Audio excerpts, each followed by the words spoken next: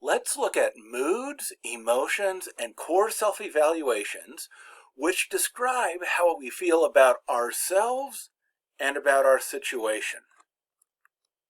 Let's start off with moods and emotions. Okay, so we probably have an intuitive understanding of what moods and emotions are, but let's look at them specifically. Let's start with emotions. Emotions are short-term states. They're not something that lasts very long. They're not personality traits. They're something that come upon us. They're short-term states that easily interrupt our cognitive processes. We're sitting on something, or we're working on something, or we're talking to somebody and they say something that causes emotions, and suddenly that interrupts our thinking, and that's all we can think about. So what do emotions do? Emotions prepare us for different behaviors. There's lots of different types of emotions, and each one prepares for a different type of behavior. For example, anger prepares us to defend ourselves, maybe to start fighting or to injure the other person or to criticize them. It prepares us to be aggressive, to stop something from happening. Fear causes us to want to flee. It prepares us for a fleeing type of behavior, to get away from whatever is causing a danger. But positive emotions prepare us for behaviors also. The emotion of happiness, that prepares us to do things that make the situation want to become stable in our lives.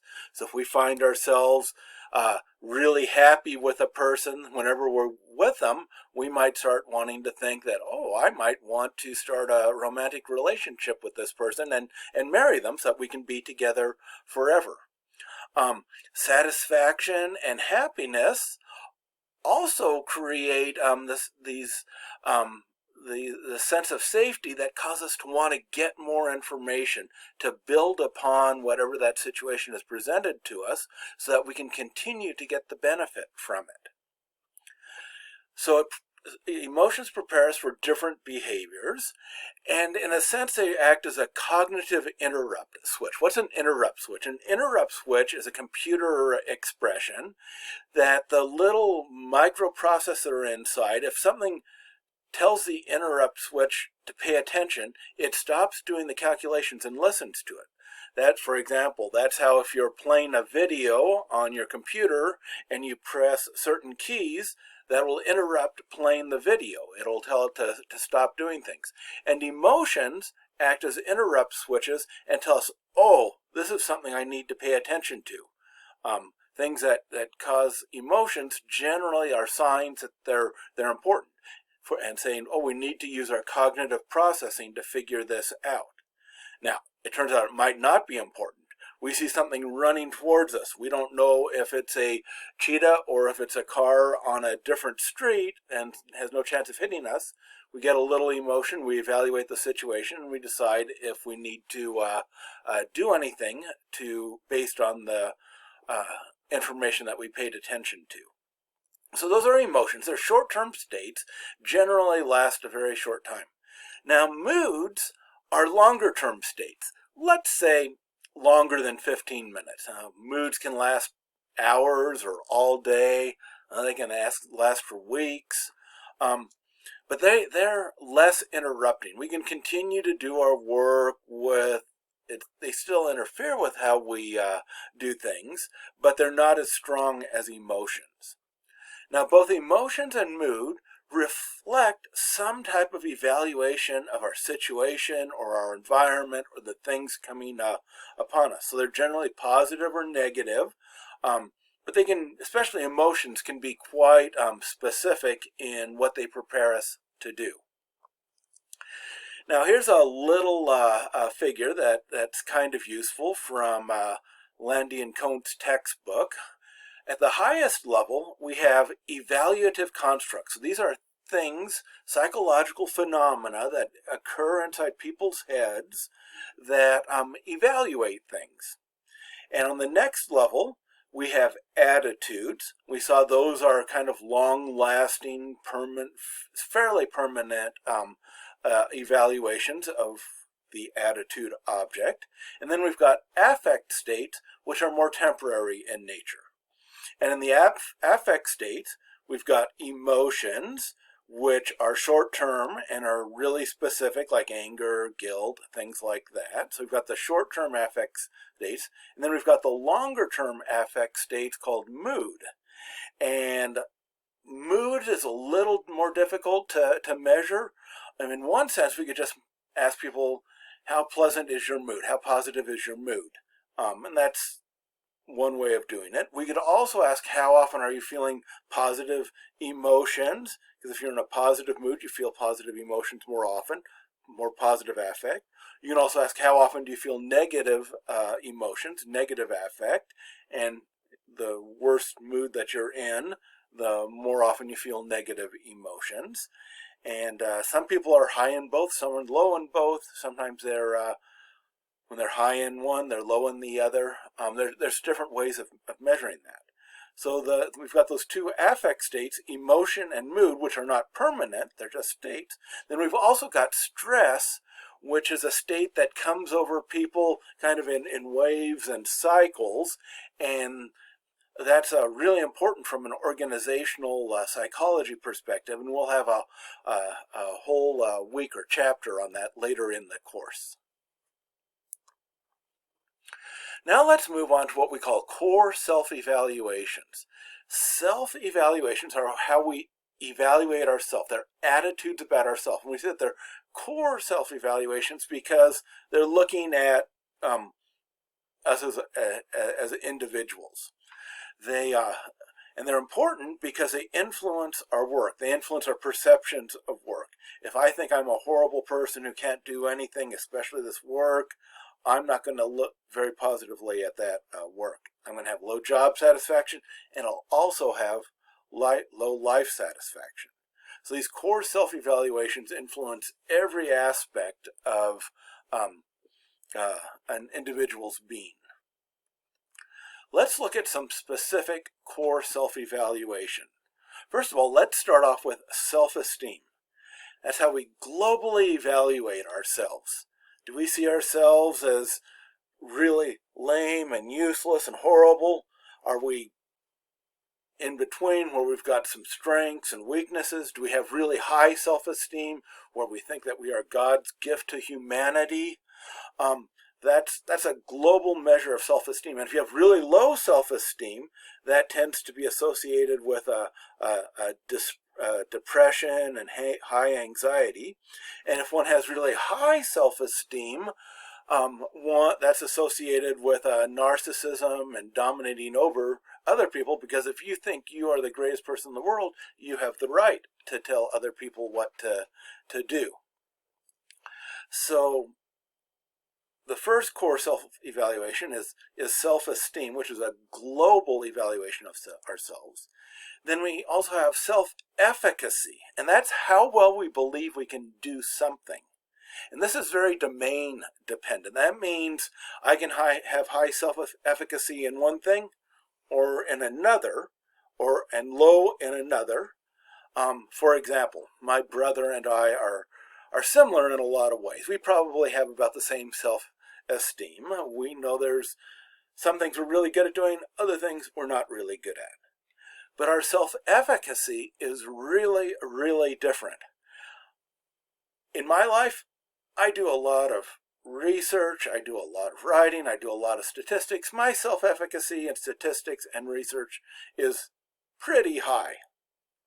I don't do cabinet making, and I don't do fly fishing. I've tried doing woodworking before, and it just turned out so bad. I'm no good at it. Fly fishing, I am absolutely clueless. My brother, on the other hand, he is really good at fly fishing, and he is really good at cabinet making, and just incredibly gifted there. So he has high self-efficacy in those things, and I have low self-efficacy in them. But if you were to ask him about statistics and research methods, his self-efficacy would be much lower in those fields. So self-efficacy is domain dependent, whereas self-esteem is a global evaluation of ourselves. We only have one self-esteem, but we have lots of different types of self-efficacy in our lives. And so self-efficacy is a mixture of ability and self-confidence. It's not just ability, even though ability is a major part of it, because even if you're able to do something but you don't think you can do it, we would say you have low self-efficacy. Now the problem is when people have a lot of self-confidence that they can do something, but then they can't, and they've got low ability. They tend to get upset at people because they believe that they're doing a good job, where everybody else believes, no, they're not doing a good job. So self-efficacy can be good because it'll lead you to use all of your abilities to the full extent, but it can also be dangerous because you can be overly confident in your abilities and cause problems for other people. Another core self-evaluation is called locus of control, and that's describing how do you perceive what controls your environment. It's the degree to which we believe that the events in our life depend on ourselves versus outside forces. What's controlling what's happening in our lives? If we have an internal locus of control, I believe that I have a lot of influence on my life outcomes and what's happening in my environment and what I can do. And this internal locus of control is the change maker attitude. I can make a difference in the world. I can have an effect on what's happening around me. And people that have an internal locus control have a high motivation to work. They say, hey, if I put in the effort, I can make a difference. In contrast, on the other end of the spectrum, there's an external locus control. That's when people think that they have little influence on their life outcomes. They don't make much of a difference. Things just happen to them. Whatever situation they're in life, it's because of the chance or luck or circumstances or the system. And this is kind of like a victim attitude. All these things are preventing me from doing what I want to do. And people that have an external locus of control have a low motivation to work. So generally, you want to hire people that have an internal locus of control. And if you're a manager, you want to create up an environment that motivates an internal locus control, so that people will have this change maker attitude and a high motivation to work.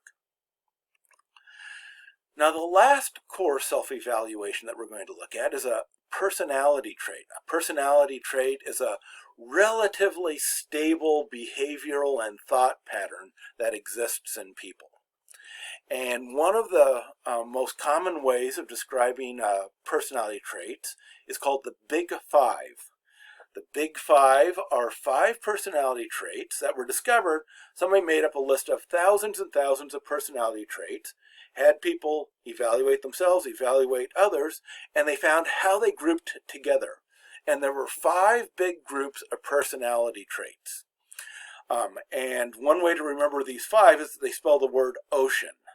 So that's what I have here, starting off with openness to experience. Some people are new to new ideas, new activities. They're opening to viewing things differently. Other people tend to be closed-minded. They want to do things always the same way. They don't want to deal with new issues or new ideas. So that's one dimension. There's conscientiousness. Some people are really concerned about the tasks that they're supposed to be doing and focus on them. Other people kind of get distracted or want to look for things that are more interesting and maybe forget about what they're supposed to do, and that would be low conscientiousness. Extroversion is in contrast to introversion. Extroversion are people that tend to be real happy and positive and look to interact with people. People that are more introverted don't get that much joy out of being with lots of people, might get just as much situation of being alone, don't need as much social interaction. Agreeableness is a person's tendency to want to agree with others, to look for things in common, to have close relationships with others. Other people are less agreeable and don't care what other people think about them, or are less willing to make sacrifices for the well-being of others. And then the fifth trait, which is a core self-evaluation, or is closely related, is neuroticism. And that's the frequency of experiencing negative emotions like anger and fear and anxiety. Some people experience negative emotions quite often. They'd be high in neuroticism. Now, other people experience negative emotions very rarely, and they would be low in neuroticism. And when you experience negative emotions real regularly, that means you tend to experience negative emotions about yourself also. So that's why it's included in core self-evaluations.